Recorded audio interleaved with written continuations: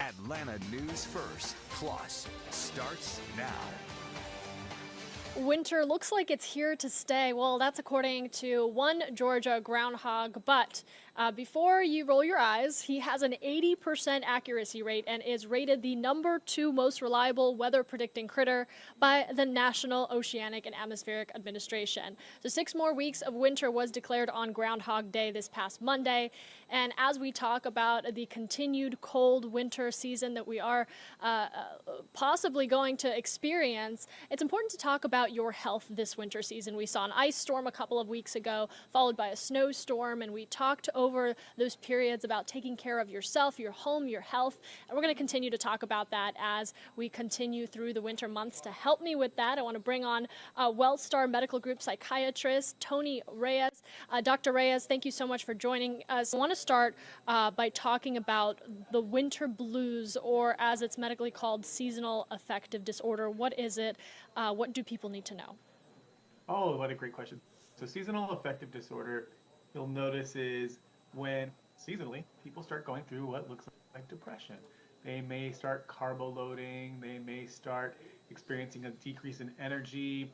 There's sadness. There's lethargy. There's all those symptoms very reminiscent of depression. And the important thing to recognize is the cycle that it's attached to, which is the season. So they may notice in the summer and spring, no issues with depression. They're perfectly fine, perfectly energetic. But when fall starts to kick in, the change of hour, that decrease in daylight availability occurs, they start noticing they become a little sluggish, a little down. And that's what seasonal affective disorder is. And we talk about depression. Depression, just to be clear, is a mental disorder, and it's not the same thing as seasonal affective disorder. I just want to highlight those differences. Absolutely. So seasonal affective disorder, that's where that seasonal component comes in, right? People who focus from major depressive disorder or generalized depression, what you'll see is the season doesn't matter. They have depression, right? Whereas these folks who suffer with seasonal affective disorder, it's not something that's a regular occurrence in their life until that season hits, until winter months hit. And it is those months that are very hard for them. So yeah, very distinct illnesses or pathologies. Is it just the cold weather and lack of sunlight? I mean, what are we talking about specifically here? I would say it's a constellation of events. So it's lack of sunlight. It is cold weather. It is now limiting socialization, right? Summertime, you're getting out, you're going outside with friends. Most of us will have patio, deck parties, that kind of stuff. You're getting together. That's why for some of these people, what they'll notice is, and that's why for many of us, the holidays can be kind of a relief. Why? You're socializing again. You're connecting with others again. Whereas the rest of the time, I mean, I don't know about the rest of Georgia, but when the ice storm hit, we hunkered down at home, right? We didn't leave our house. We did lots of FaceTime with family, but we didn't get to see people in person, weren't interacting. And then that lack of sunshine, it's easier to get up and wake up and see a bright, beautiful, sunny day. Whereas in the wintertime, we're waking up and it's like, oh, look, I'm going to work when it's dark and I'm leaving work when it's dark. And that can take its toll. It can take its toll on people. So I think it tends to really be a constellation of things that come together to kind of create what we call seasonal affective disorder. I think a lot of us are so busy in our day-to-day, we don't really take the time to check in with our bodies and our minds. So what are the symptoms to look out for before you get to a point where you are feeling overwhelmed by SAD? That's a great question. First thing I would check in is just level of energy. Are you feeling really lethargic? And if so, when did it happen? How long has it been going on? Do you notice a pattern of lethargy? How about irritability, sadness? Are those things occurring, right? Are they occurring concomitantly? Are you binging? Like, are you binging on carbs? Because that kind of induction into eat a lot more carbs is part of seasonal affective disorder. So those kind of things are the things I would watch out for. Have you changed your socialization patterns? Were you actually socializing with people more? Now you're starting to isolate more. That's a warning sign. So taking together these warning signs, we should give pause, right? We should check in with ourselves physically, go, well, is my energy low? Why is my energy low? And is it related to this season? Is my mood low? Is it related to the season? And there are things to be done. That's the great thing. If you can tune into yourself and figure out the pattern and you recognize the seasonal affective disorder in yourself, there's lots of things that can be done to treat it that are very effective. So you're saying I don't have to wait until spring and summer to start to feel better? You don't have to buy a ticket to the equator to get more sunshine. You don't have to wait till spring and summer. There are things that we can do, I promise. Things that, oh, go ahead. Nope, go ahead. Things that have a lot of evidence, right? We practice Western-based medicine. That's evidence-based medicine. So things that have a lot of evidence, and it may sound silly, but bright light therapy, Well, what are you not getting enough of in the wintertime? Light. And they have huge studies done where people are just getting what they call 10,000 lux light effect in the morning. That's how they measure light. But getting a light that does that. So basically getting yourself in front of a bright light early in the morning and exposing yourself to that bright light for 30 to 60 minutes right when you wake up, boom. Very easy, non-pharmacological way of treating this, right? It's also comparable to the efficacy of antidepressants and done in head-to-head trials for seasonal affective disorder. So that's something to consider. So if someone wants to try something that doesn't involve taking a medication, bright light therapy. Another option that has more longevity in its treatment. So bright light therapy, I consider it the very first thing to do. It's strong first-line evidence. Let's go ahead and get that going. But something that shows longevity of treatment, meaning that the next year when the seasons change again, is cognitive behavioral therapy. So oftentimes what I recommend to patients is doing a combination. So what is cognitive behavioral therapy? Well, when you get seasonal hopelessness, the seasonal blues, the winter blues, you feel down when it's related to winter. Oftentimes it impacts the way we think. And the job of a cognitive behavioral therapist or an excellent psychiatrist is to kind of explore those things with you and figure out what are some durable behavioral patterns we can implement to combat the depression that's come with the seasonal change, right? And that, in the studies, what it tells us is it's superior to light therapy for a long-term solution. So people who just do CBT, who we check up on 2 years later, they have this rich skill set that they're now still employing that still treats their seasonal affective disorder. Whereas folks who are just using light therapy, if they're not using it anymore, guess what? They're losing the benefit and the results. So I always recommend a combined approach, right? Do the CBT, because those are skills and techniques and tools that you'll carry with you for the rest of your life, and that you can share with loved ones who maybe battle seasonal depression, or that you can share with friends who are battling the same thing. They're practical skills to change the way we think in a healthier, happier way. And then, like I said, if you combine that with bright light therapy, bam, you've got a really nice long-term non-pharmacological solution for something. And that's coming from a doctor who, for a living, he does prescribe a lot of medications. I want to play a little bit of a game with you. With seasonal affective disorder, there are things that work, as you just listed a few great ones, and things that might not help you but might bandage things temporarily. So from a scale of 1 to 10, I'm going to throw things at you, and you tell me 10 being it is the most effective to 1 being it's not effective at all. Let's start with going to sleep. Going to sleep.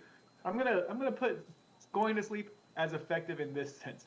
If your sleep is disrupted, you're gonna have depression. So let's give that a good 1.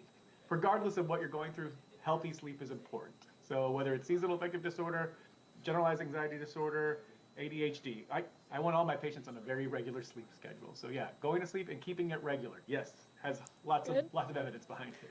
So 1 being the worst, 10 being the best. The next one, turning off the lights inside. Turning off the lights. So 1 being the worst, 10 being the best. Turning off the lights, if you're going to use it for going to sleep, that has efficacy, so 10 for that. But just turning off the lights, 1. Like, turning off the lights is not going to do anything, especially for seasonal affective disorder when we actually need light.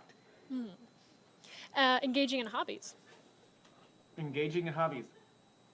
I'm gonna make a caveat. Depends on the health and quality of hobby. But in broadly speaking, I'm going to give that, let's say, a 2 or 3. That's important. Exercise. Exercise has a lot of evidence behind it.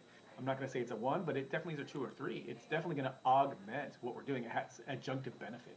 So let's say your hobby is exercise. Yes, awesome. But there are other hobbies that are good too. But healthy hobbies, people, healthy hobbies. So I'm going to put it at that caveat. Venting to a friend. Venting to a friend is good for that sense of connection. Not always going to be the best thing for seasonal affective disorder, right? Sometimes it depends on our friendships.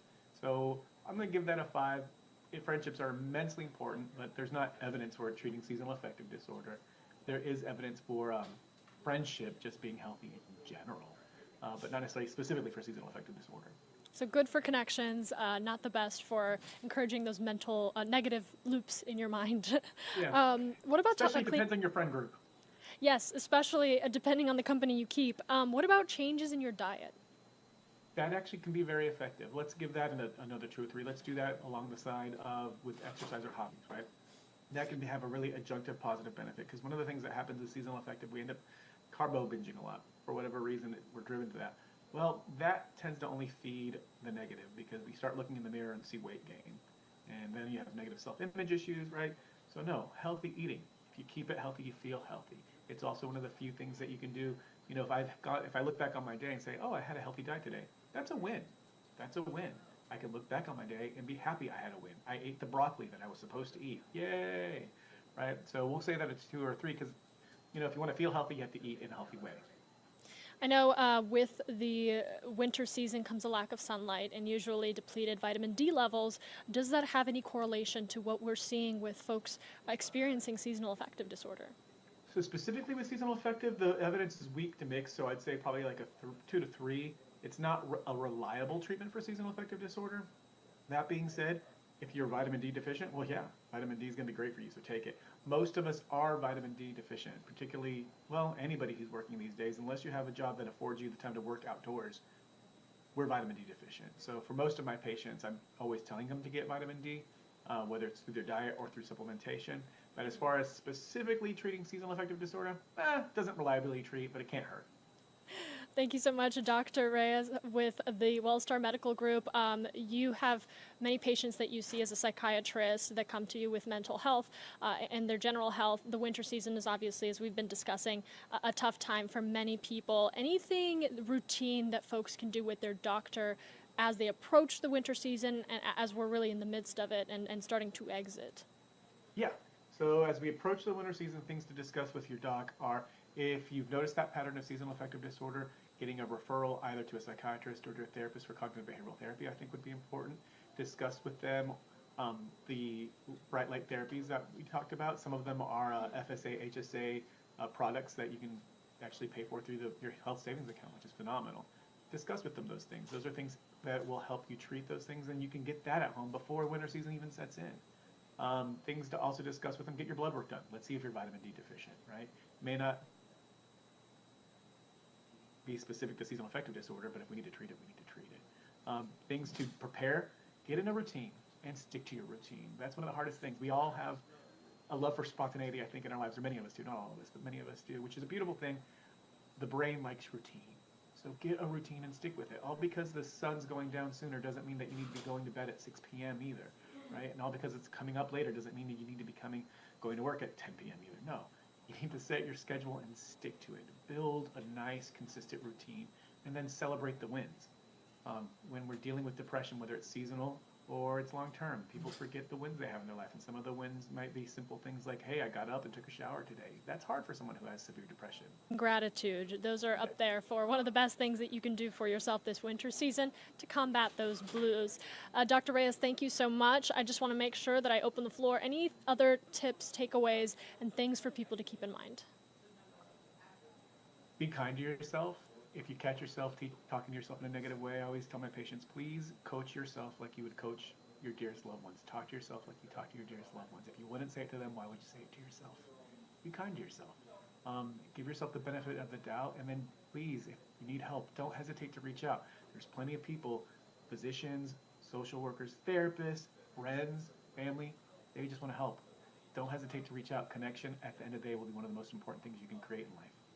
Wonderfully said. Thank you so much, Dr. Reyes with Wellstar Medical Group. This is a weekly segment that we do where we bring a medical doctor on to talk about some of the health news, tips, and things that can help you along the way. Thank you so much, Doctor. Really appreciate your time. It's my pleasure. Thank you. Thank you so much for discussing such a fun topic. Thank you for watching A&F Plus. For more breaking news, live coverage, and your community stories, download the Atlanta News First app. You can also watch us on YouTube, Roku, Apple TV, and Fire TV. To join the conversation on YouTube Live, visit our channel and hit subscribe. You can also listen to the Atlanta News First podcast by searching Atlanta News First on your preferred listening platform.